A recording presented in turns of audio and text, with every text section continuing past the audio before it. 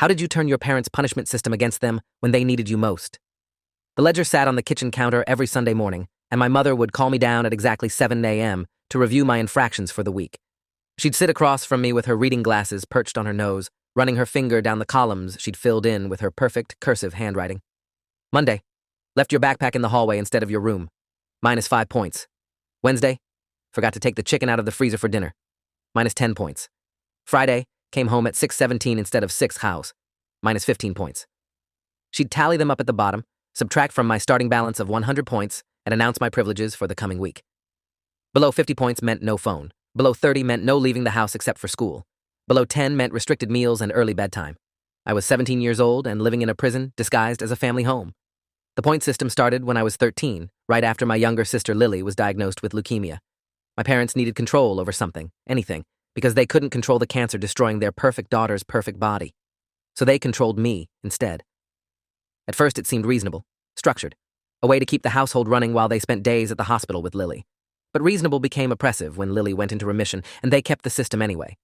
4 years later, I was still being graded on every breath I took, while Lily, now 11 and healthy, had 0 rules, 0 expectations, 0 consequences. She could leave dishes in the sink, forget homework, stay up until midnight watching videos on her tablet. My parents called it letting her be a kid after everything she'd been through. I called it favoritism, wrapped in medical justification. But I never said that out loud because questioning the system meant automatic 20-point deduction for disrespect. I kept my own ledger, hidden in a notebook I stored inside a hollowed-out textbook.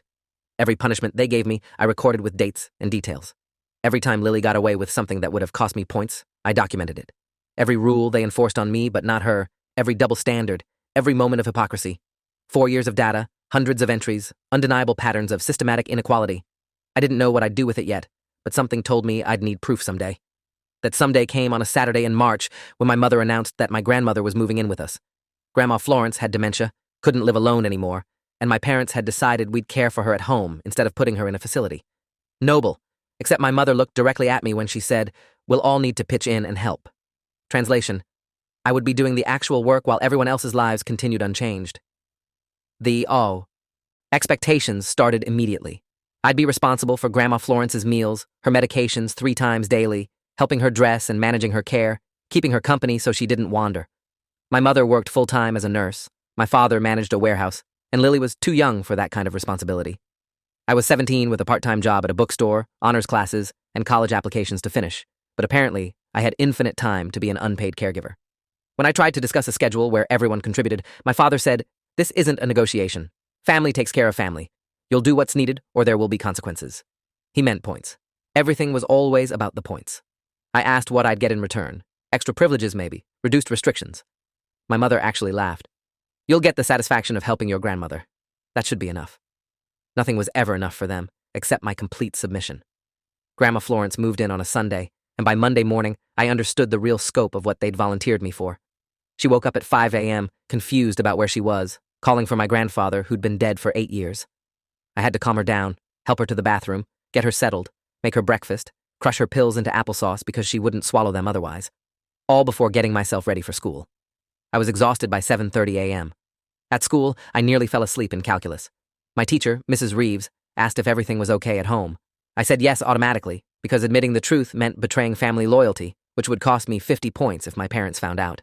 But Mrs. Reeves looked at me with concern and said, "My office hours are Wednesdays after school if you need to talk." I filed that information away, not sure if I'd ever use it, but grateful someone had noticed I was drowning. The breaking point came 3 weeks later. I'd been running on 5 hours of sleep per night, juggling school, work, Grandma Florence's care, and my regular household responsibilities. My grades started slipping. I got a B- on a chemistry test, my first B in 2 years.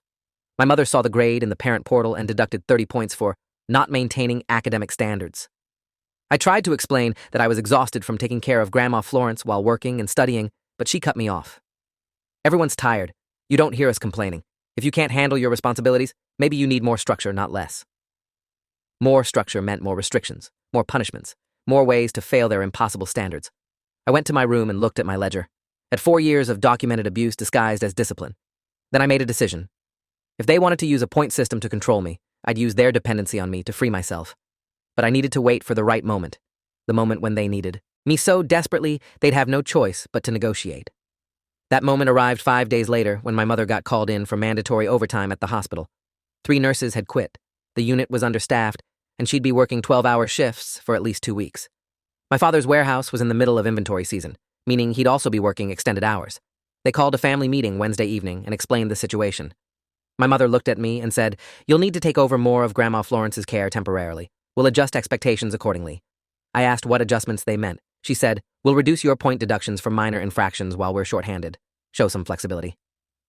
Flexibility for them, more work for me, same pattern as always. I nodded and said I understood.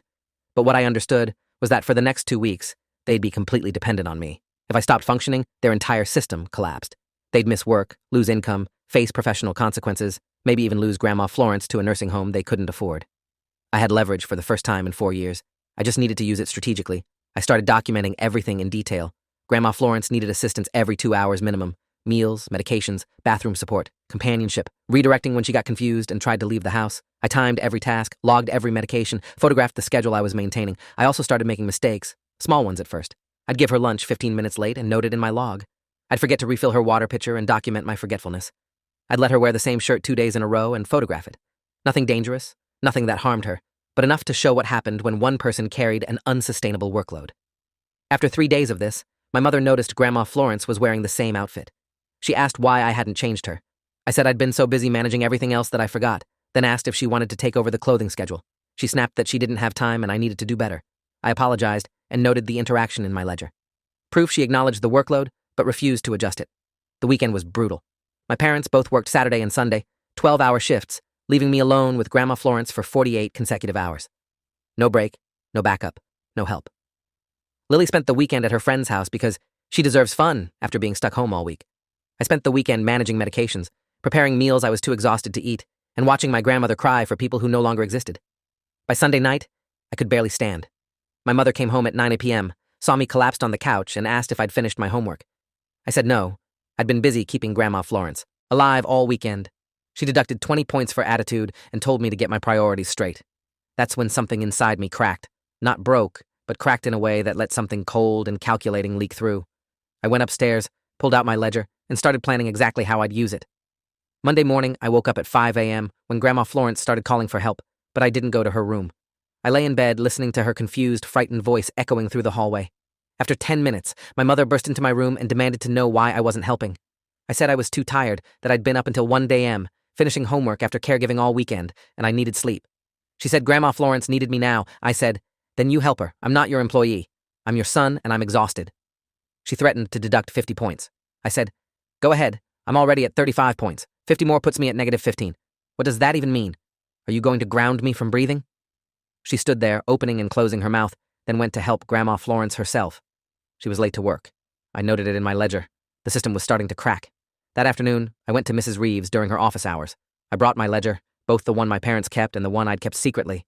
I showed her everything. 4 years of point deductions for minor infractions, 0 accountability for Lily, escalating demands with 0 compensation, and now essentially full-time unpaid caregiving while maintaining school and work obligations. She looked at the documentation with increasing alarm, then asked a question that changed everything. "Have you considered that this might be abuse? Not physical, but systematic emotional and psychological abuse?"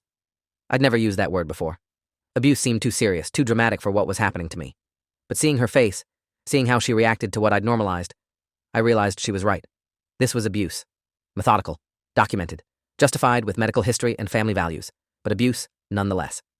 She said, "I'm a mandatory reporter. What you're describing meets several criteria for child abuse and exploitation. I need to report this." I panicked and begged her not to. If CPS got involved, my parents would destroy me. Plus, I had a plan, a way to fix this myself. She hesitated, then made me promise to tell her if things got worse. I promised. The next breaking point came Thursday. My father's inventory was taking longer than expected, meaning his extended hours would continue another week. My mother's overtime was extended too. They called another family meeting and announced they'd need me to step up even more. I asked what more meant when I was already doing everything. My father said I'd need to cut back my bookstore hours to provide more care for Grandma Florence. I said no, just no, flat and final. The room went silent. My mother said, "Excuse me?" I repeated myself. I wasn't quitting my job. That income was for college applications, SAT prep courses, things I needed for my future. My father said my future could wait, family came first. I asked if Lily's future would wait. Could she skip her dance classes to help with Grandma Florence?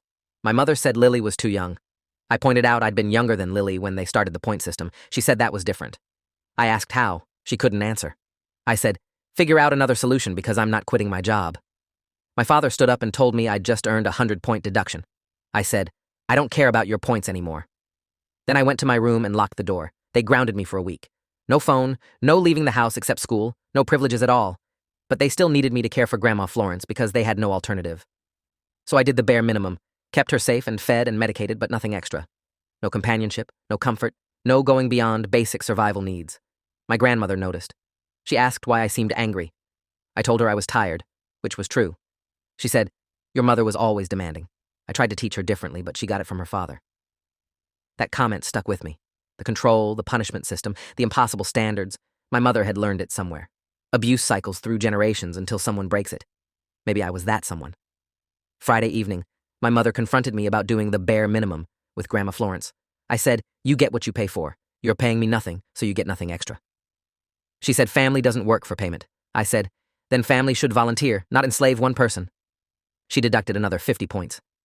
I laughed in her face. Your points are meaningless. You need me more than I need your approval.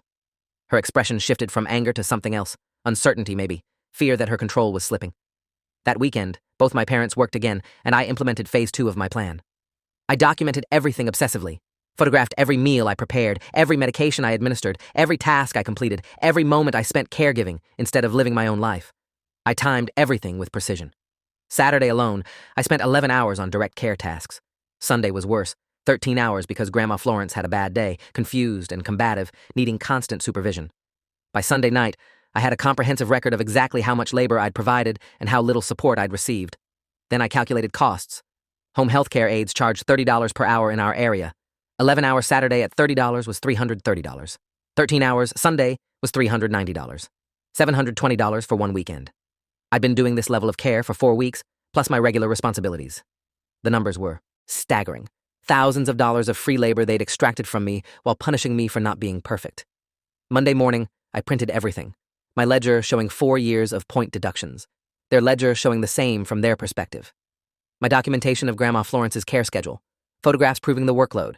Cost calculations showing my labor's market value. I put it all in a folder and went to school. During lunch, I met with the school counselor, Mr. Kowalski, and showed him everything. He reviewed it carefully, then said what Mrs. Reeves had said, but more bluntly. This is exploitation. Your parents are using you as free labor while punishing you for being human. What do you want to do about it? I said I wanted to negotiate new terms. I wanted them to see exactly what they'd been doing and agree to change. He asked what happened if they refused. I said then I'd walk away, move in with a friend, let them figure out Grandma Florence's care themselves. He asked if I had somewhere to go. I admitted I didn't, not really, but I'd figure something out. He made a call, talked to someone quietly, then told me he'd be my backup plan if I needed one. His sister ran a shelter for teens in crisis situations. If things went bad, I had a place to go. That knowledge was armor. That evening, I requested a family meeting. My parents looked annoyed, but agreed. We sat in the living room, all 4 of us plus Grandma Florence watching television in the background. I placed my folder on the coffee table and said, we need to talk about the point system and my role in this family. My father sighed and said we'd been over this. I said, no, you've dictated and I've obeyed. Now I'm talking and you're listening. The authority in my voice surprised even me. I opened the folder and started with their ledger, reading entries aloud. Lost 10 points for leaving a glass in the living room. Lost 15 points for being 6 minutes late. Lost 20 points for questioning a rule. 4 years of petty tyranny documented in my mother's handwriting. Then I showed my ledger, the comparison. Same day, Lily left 4 glasses in the living room, 0 consequences. Same week, Lily came home 40 minutes late, 0 consequences. The pattern was undeniable. They tried to interrupt, but I kept going. I showed the care documentation, the photographs, the hour logs. Last weekend alone, I provided 13 hours of skilled care you'd pay $30 per hour for professionally. That's $390 in labor you extracted from me for free. My mother said I was being ridiculous. You can't put a price on family obligations. I said, you put a price on everything I do. You quantify my worth in points. I'm just using your logic. I pulled out the cost analysis, showing exactly how much my labor was worth over 4 weeks. Thousands of dollars they'd saved by exploiting me. My father said I was exaggerating, being dramatic. I asked if he wanted to hire a professional aide for a week to prove me wrong, see how much it cost, see how fast they'd go broke paying someone else to do what I did for nothing. He went quiet. Then I showed them my final document, a contract I'd written outlining new terms. Either they agreed to fair distribution of responsibilities, removal of the point system, and proper compensation for any caregiving beyond normal household contributions, or I'd stop participating entirely. My mother asked what I meant by stop participating. I said, I'll move out. Go stay somewhere else. You'll figure out Grandma Florence's care yourselves. Hire someone, split the duties, put her in a facility, I don't care. But I'm done being your servant. The silence that followed was absolute. My father's face went red, then purple. He stood up and shouted that I was being selfish and ungrateful, that after everything they'd done for me, providing a home and food and education, this was how I repaid them. I stood up too and said, everything you provided is legally required. You're supposed to feed and house and educate your children. That's baseline parenting, not something I owe you for. He said I was out of line. I said, no, you've been out of line for 4 years, and I'm finally saying so. My mother tried a different approach, guilt. She said Grandma Florence needed me, that I was abandoning a vulnerable person who depended on me. I said, you're abandoning her by refusing to provide adequate care. You're using me to avoid your own responsibilities. I love Grandma Florence, but I can't sacrifice my entire life because you won't step up. My mother started crying, real tears or manipulative ones. I couldn't tell anymore. She said we were a family. Families work together. I asked when Lily would start working. She said she was too young. I said, she's 11, old enough to do dishes, help with meals, spend time with Grandma Florence, but you won't ask her because she's your favorite and I'm your workhorse. That truth hung in the air, undeniable. Lily had been watching from the stairs, and she came down now looking confused and hurt. She said, is that true? Do you treat him different than me? My parents both started explaining about her illness, her recovery, needing to give her a normal childhood. Lily said, I've been better for 3 years. That's not an excuse anymore. Her voice was small but clear. She looked at me and said, I didn't know it was this bad. I thought you liked taking care of things. I told her I did at first when she was sick and everyone needed help. But they never stopped, never let me be a kid too, never applied the same rules to her. She went quiet, processing. Then she did something that shocked everyone. She picked up my contract from the coffee table and said, he's right. This is unfair. If he has to follow rules, I should too. If we need help with Grandma, I can help too. My mother tried to say she didn't need to worry about adult things, but she cut her off. I'm not a baby. Stop treating me different just because I was sick. It's making him hate us and making me feel bad. Out of the mouths of children, unwelcome truths. My father tried to take control back. He said we'd discuss this later when everyone was calmer, that decisions made in anger were bad decisions. I said, I'm not angry. I'm done. You have until Sunday to decide. Either we sign this contract with everyone's agreement, or I'm gone Monday morning. My mother asked where I'd go. I said I'd figured it out, which was partly true. Mr. Kowalski's sister's shelter was an option, not a good one, but an option. My father said I was bluffing. I looked him in the eyes and said, test me. See what happens when you lose the person holding this family together. Then I took my folder and went to my room. I heard them arguing downstairs for hours. Lily's voice occasionally cutting through, asking questions, pointing out inconsistencies. She'd become an unexpected ally. Around midnight, my mother knocked on my door. I didn't answer. She stood there for several minutes, then left. I heard her crying in their bedroom. Part of me felt guilty. The rest of me felt nothing but cold determination. They'd taught me consequences. Now they'd learn what consequences felt like. The next 3 days were tense. My parents didn't speak to me except when necessary. I continued Grandma Florence's care at the bare minimum level because abandoning her completely would make me as bad as them. But I did nothing extra. No cooking family meals, no cleaning common areas, no helping Lily with homework. Only what directly affected me or Grandma Florence. The house descended into chaos. Dishes piled up. Laundry overflowed. My father tried to cook dinner Wednesday night and burned it so badly the smoke alarm went off. My mother came home Thursday to find Lily struggling with homework because no one had helped her. They were getting a taste of what I did, what they'd taken for granted. Friday evening, my father asked to talk. We sat at the kitchen table, just us two. He looked exhausted, older somehow. He said, your mother and I have been discussing your terms. Some of what you said was harsh, but not wrong. We didn't realize how much we'd put on you. I waited for the but. He continued, we're willing to make changes. The point system is done, effective immediately. We'll create a fair chore rotation that includes everyone. But the caregiving situation is complicated. We can't afford professional care, and we can't put Florence in a home. We need you to keep helping, at least until we figure something else out. I asked what I'd get in return for continued caregiving. He looked uncomfortable, then said they'd pay me. Not $30 an hour? They couldn't afford that. But $15 for any care hours beyond 2 per day. 2 hours was my fair share as a family member. Anything beyond that was paid work. I calculated quickly. Most days I did 6 to 8 hours of care. That meant 4 to 6 paid hours daily, $60 to $90 a day, $420 to $630 weekly. Real money, college money, future money. I asked about scheduling. He said they'd work with me around school and my bookstore job. My needs would be considered, not dismissed. I asked about Lily's involvement. He said Lily would start contributing age-appropriate help, spending time with Florence, learning basic care tasks. Everyone would participate.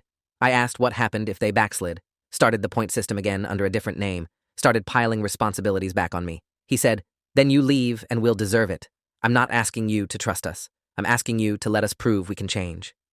That was more honest than anything he'd said in years. I told him I needed to see it in writing, notarized, a real contract they couldn't break without legal consequences. He agreed. Saturday morning, we went to a notary public. My parents, Lily, and me. I'd revised my contract based on our conversation, spelling out exact terms. No point system. Fair distribution of household responsibilities with a posted rotating schedule. Compensation of $15 per hour for caregiving beyond 2 hours daily, paid weekly. My school and work schedule took priority over family demands. Regular family meetings to discuss issues before they became crises.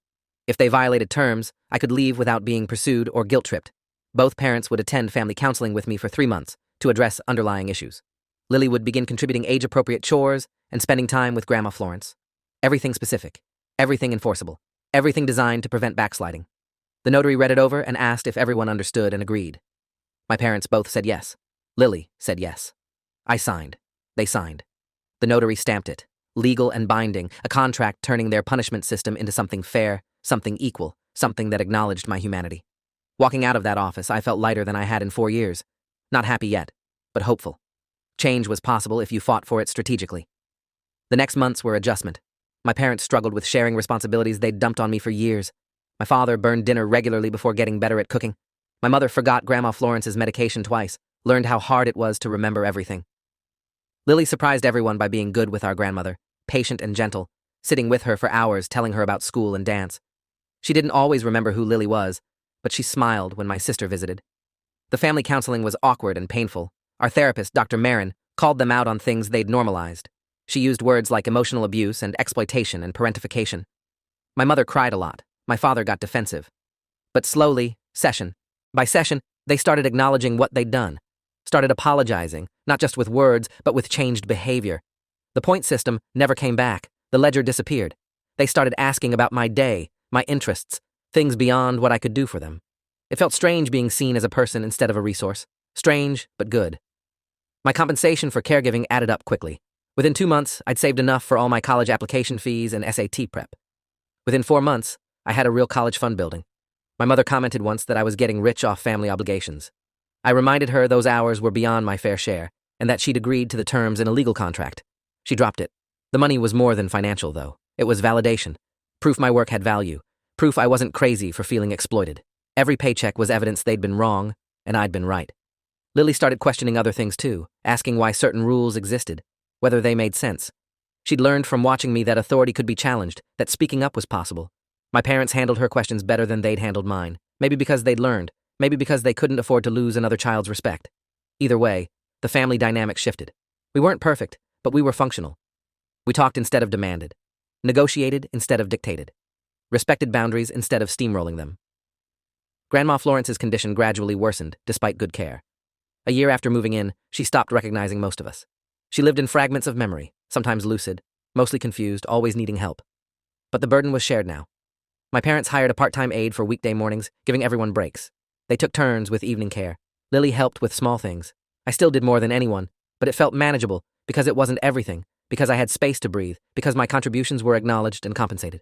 When she died 18 months after moving in, peacefully in her sleep, I cried for her and for the family we might have been all along if my parents had learned earlier what took a crisis to teach them. At the funeral, my mother hugged me and whispered, "Thank you for not giving up on us, for fighting instead of leaving. You saved this family." I didn't say what I was thinking, that I'd almost destroyed it to save myself, that I'd been willing to walk away completely, that they'd gotten lucky. I chose strategic rebellion over scorched earth. College applications came and went. I got into my top choice with a partial scholarship. The rest I'd cover with my caregiving savings, student loans, and work study. My parents offered to help with what they could, a gesture that meant more than the money itself. They'd never offered before, assuming I'd figure it out alone. Lily hugged me when I got my acceptance letter and said, "I'm going to miss you, but I'm glad you're getting out." She understood something I hadn't at 11, that leaving wasn't betrayal, it was survival. I told her to remember that when her time came, to never let anyone make her feel guilty for prioritizing her own life. She promised she would. The night before I left for college, my father asked to talk. We sat on the back porch where I'd spent so many evenings too exhausted to move. He said, "I need you to know something. What we did to you was wrong. The point system, the exploitation, treating you like a servant instead of a son. There's no excuse. Your mother and I were drowning, and we made you our lifeboat without asking if you could swim. I'm sorry. I'm sorry it took you threatening to leave for us to see it. I'm sorry you had to fight so hard for basic respect. You deserved better." His voice broke. I'd never heard him cry before. I told him I accepted his apology, but I'd never forget what happened. That trust was built through consistent action, not words. He nodded and said he'd spend the rest of his life proving he'd changed. I said that was all I could ask. Move-in day was chaotic and emotional. My parents helped carry boxes to my dorm room, both of them crying when they left. Lily made me promise to call every week. I set up my small space, this room that was mine alone, and felt something settle inside me. Freedom had a specific feeling, and it felt like a dorm room with a door I could lock and space no one could invade. That first night, alone and independent, I pulled out my old ledger, the one I'd kept hidden for years. I read through entries documenting pain and injustice and systematic abuse. Then I tore it into pieces and threw it away. I didn't need it anymore. The past was documented, acknowledged, and resolved. Not perfectly, not completely, but enough. I'd fought my parents' punishment system by using their own logic against them, by documenting everything they did to me and forcing them to see what they'd normalized. I'd turned their need for my labor into leverage, their crisis into my opportunity for justice. Some might call it manipulation. I call it survival. I call it learning to speak the only language they understood. I call it refusing to be broken by people who should have protected me. And in the end, everyone was better for it. My parents learned accountability. Lily learned to question authority. Grandma Florence got better care. And I learned that sometimes the only way out is through, that sometimes you have to weaponize the system against itself before the system will change. 4 years of punishment taught me that consequences cut both ways. They just never expected me to make them feel it too. If you enjoyed this, you'll definitely want to see the next ones too. So subscribe now and let me know your take in the comments.